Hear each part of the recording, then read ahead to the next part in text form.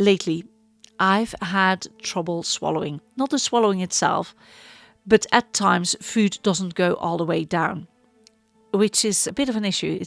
When it happens, it's really, really painful. And it feels as if nothing will ever go down again. I know that that's not the case, but that's what it feels like. And my GP sent me to hospital for endoscopy. I'm not really looking forward to yet another endoscopy, even though it doesn't hurt, even though, it's fine. It has been fine. All 3 times have been fine.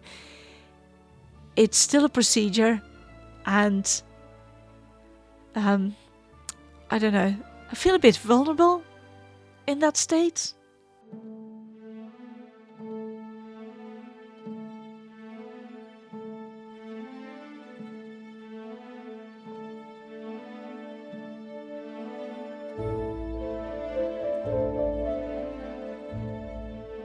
Good morning, good afternoon, good evening, wherever you are in the world. Welcome to the Quality of Life Quest.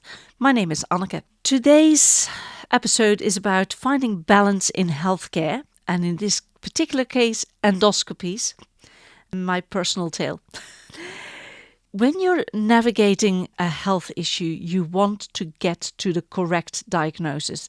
There's no point in treating something that you do not suffer from. There's only one way that can go, and that's down. So getting the right diagnosis is really, really important. I'm quite well versed in a lot of alternative healthcare approaches. And personally, I think there's a place for modern medicine. So when you've been in the world of alternative healthcare for long enough, there's a lot of people who look down their nose onto modern medicine.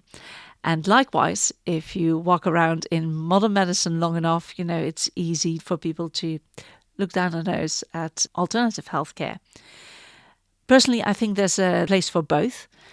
As I said, I've got a lot of alternative healthcare modalities under my belt. And at this moment in time, I work as a healthcare assistant in modern medicine in the emergency department, just to get a sense and a feel of how they approach things, and also to see the worst of the worst. By the time they get onto our ward, it's pretty bad, which is, if nothing else, it's interesting to see, interesting to experience, and it gives me way more insight than I would have ever gotten if I'd, purely stayed in my own lane, so to speak. So I'm sure there will be more episodes about how I got there and all the rest of it, but this is where I am at this moment in time. Now, for myself, lately, I've had trouble swallowing. Not the swallowing itself, but at times food doesn't go all the way down, which is a bit of an issue. When it happens, it's really, really painful. And it feels as if nothing will ever go down again. I know that that's not the case, but that's what it feels like. And my GP sent me to hospital for endoscopy.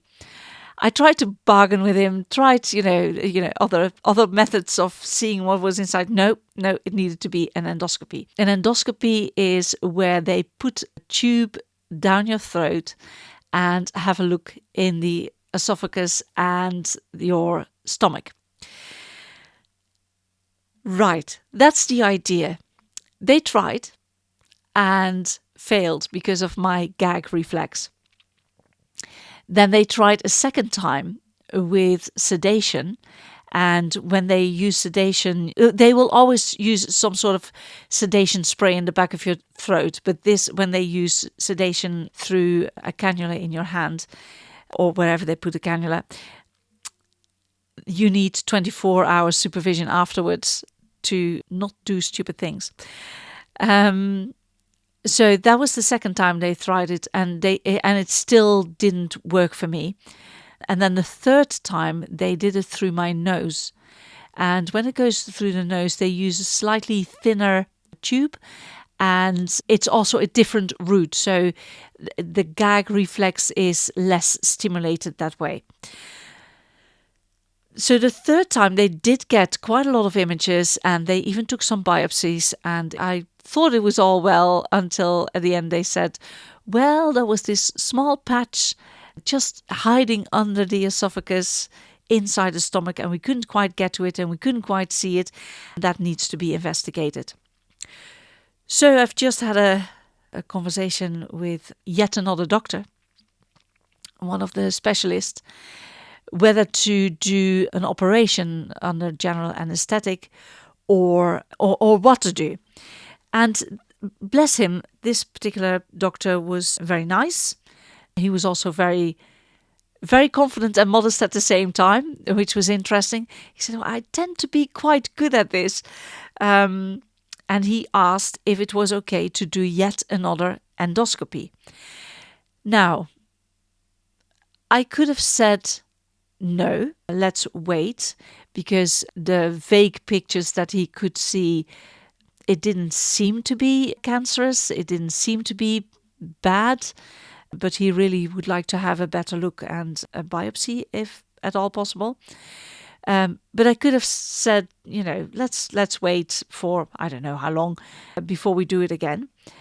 I could choose the normal endoscopy with sedation, and he would put some extra sedation in, some extra medication, or opt for general anesthetic. He doesn't particularly like to use general anesthetic, and neither do I. It's really bad for your body if you can avoid it. So in the end, I decided on let's try another endoscopy, and this particular endoscopy will go through the mouth. And I did warn him, so we'll see what's going to happen. I did warn him that for the past 2 times they tried that, it was no success. He is going to give me pain medication, which is a bit weird to me, because I did say it didn't hurt. It was just a weird feeling and too strong a gag reflex, but it didn't hurt. That's where I am right now, waiting for this procedure to happen. I've just had it confirmed. It's going to take place in a week and a half. So I have to be nil by mouth for some time. For me, it will be longer than the stated time, because I know my stomach won't be empty. It really needs more than 24 hours, for me personally, more than 24 hours to be empty. And needs to be empty, otherwise they can't see what they're doing. So that's where I am at this moment in time. Now, if you are out there and waiting for an endoscopy, I have escorted 2 patients lately to have an endoscopy done. And I don't know how they did it, but it went perfectly. No extra sedation, nothing special with the first person. The second person did get extra sedation because of what they needed to do or what they anticipated they needed to do, which in the end didn't happen, but just in case, they gave him some extra sedation. But both times it was no problem whatsoever. Unpleasant, yes, but no problem. So don't take my example as, oh, that's the way it is. It isn't. It's just me. And whatever you decide, it is your choice. So my current choice is to have yet another endoscopy.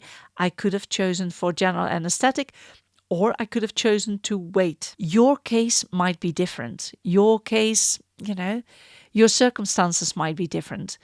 Don't let anyone put any pressure on you to do it one way or another. You can also say, I would like to think about it. There's no need to give an answer right there, right then on the phone. You can ask to think about it. For me, the information on the phone was relatively new, even though I'd had a letter that they weren't sure what was going to happen and I needed to discuss it. They were going to discuss it first amongst themselves, and then the result of that they would discuss with me. So the information was relatively new, and I would have been well within my right to ask for some some time to think it over, or some time to arrange things, to put things in place. Because again, I need to be supervised for 24 hours afterwards. There needs to be someone there with me to take me home. I can't drive. I can't, there's a list of things I can't do. So yeah, feel free to do that. And if you feel that you are not quite capable of getting across what it is you want, it is also acceptable to ask someone for help. If you've got a family member or a good friend who can advocate for you, that's fine. That's absolutely fine. It's important that you get the care that fits your situation and fits your idea of healthcare. For me, imaging is important. It is the easiest way to see what's going on inside.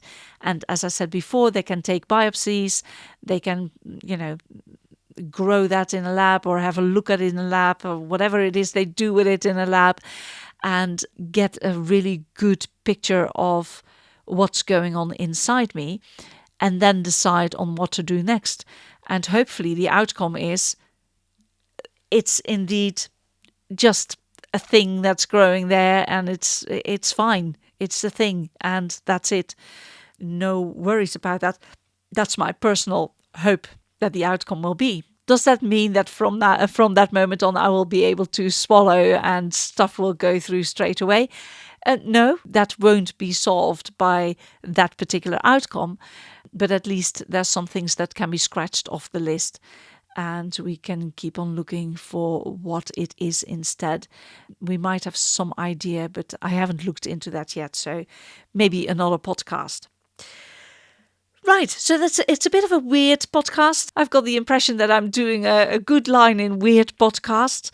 And yeah, at this moment, this is very personal because it's happening to me, as in literally happening to me. It's not something I experience from, looking at something else. No, it's me undergoing the procedures. At the moment, I'm a little bit emotional. That might be because today I've had 2 telephone appointments for which I had to sit and wait. And both telephone appointments, they gave me a range of an hour, and both were at the end of that hour. I don't really do very much during that hour. I'm kind of sitting and waiting and watching a little bit of YouTube, and that's it, because I can't really concentrate on anything else or really get into something else because there's this call coming on, and I'm not really looking forward to yet another endoscopy, even though it doesn't hurt, even though it's fine. It has been fine. All 3 times have been fine. It's still a procedure, and I don't know. I feel a bit vulnerable in that state. Even though the doctors and the nurses are all very friendly and, they seem to be doing a good job, I still feel vulnerable. And there are people who get this done on a regular basis. I shouldn't complain. There are people who are way worse off. And at this moment in time, I feel a bit emotional about it.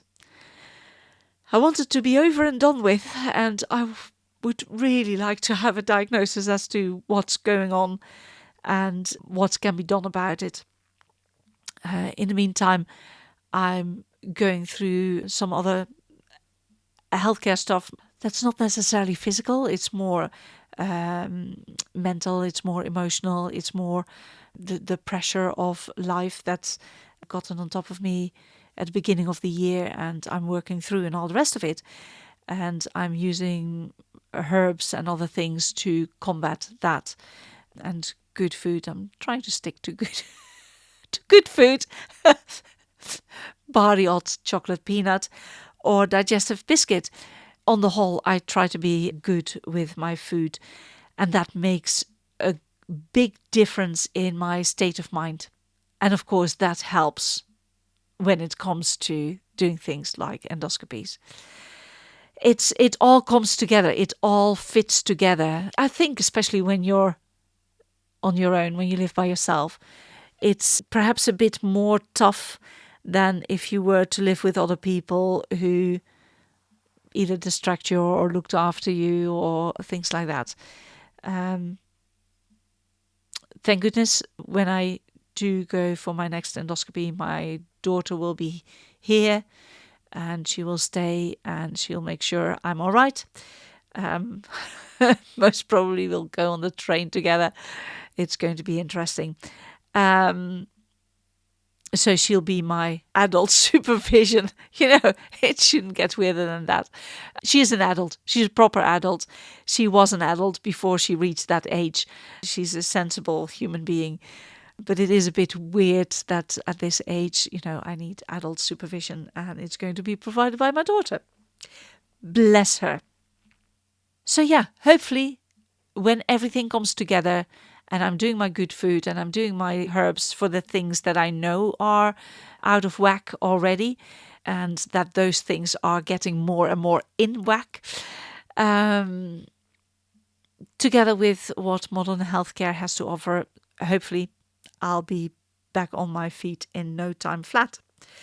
Not entirely true. It will take a little while, but at least there's action and there's progress. And there is progress. Right, if you've got any questions, put them in the chat. I will read the chats for the week that this podcast comes out. I can't keep on rereading the chats for, years to come, but I'll do it at least the first week. Make sure that when you've got an appointment with a healthcare professional, you've got a list of questions. So you make sure that you get your questions across and also make sure that you understand the answers. Very, very important. The amount of times I see patients on the ward who've got questions for the doctors do their rounds, and when they're gone, I say, well, and what was the answer? And they said, either they haven't asked it or they've forgotten what the answer was because they didn't quite understand it. Make sure you understand the answer. And it's all your choice. You have the choice to choose which way to go. The professionals can give you options. They can give you the pros, the cons, and then it's a matter of informed consent. You need to be informed to consent to whatever it is you want to be done. At the moment, I don't feel as if this is a real positive ending. I do hope it gives you some empowerment. And yeah, let's see where this goes. As always, thank you for listening. And until we meet again, see you. Bye-bye.